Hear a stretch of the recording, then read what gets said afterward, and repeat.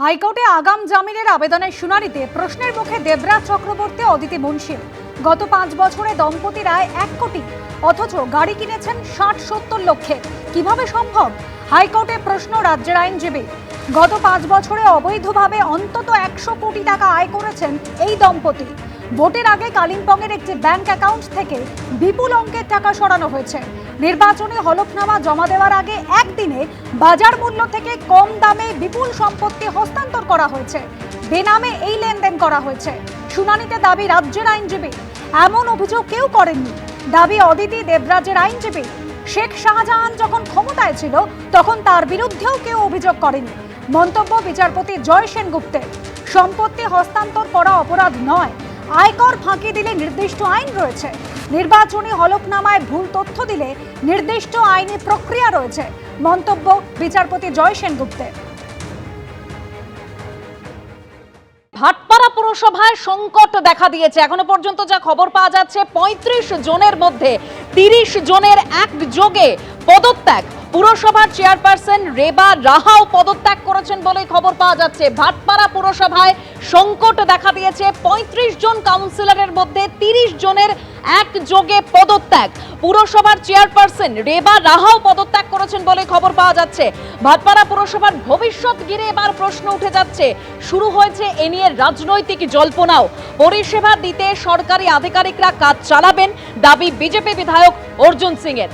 ভাটপাড়া পুরসভাতেও সংকট দেখা দিয়েছে। 35 জন কাউন্সিলর, যার মধ্যে 30 জন একযোগে পদত্যাগ করেছেন।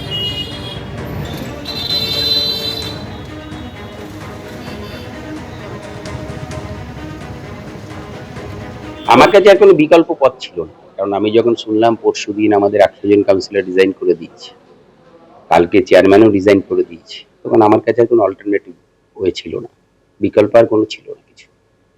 সেই জন্য রিজাইন। তারপর আমি চোখের সামনে দেখছি পৌর পরিষেবা পাচ্ছে না লোকেরা, এমপ্লয়িরা মায়না পাচ্ছে না, দলের সাথে কোনো রকম যোগাযোগ নেই, দল কোনো সাজেশনও দেয়নি।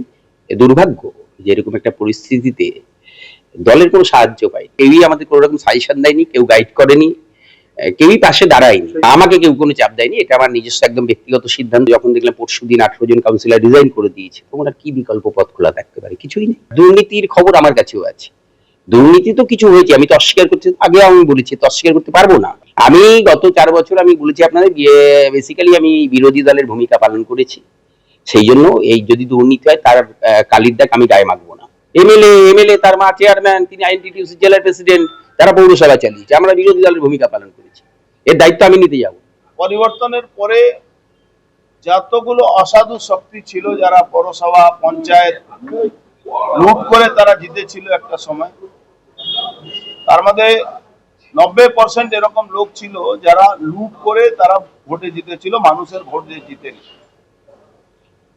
তারা অনেকে 99% তারা স্বেচ্ছায়, বিনা কোনো দবাবে, বিনা কোনো প্রেসারে তারা রিজাইন করেছেন নিজের কাউন্সিলর পোস্টে।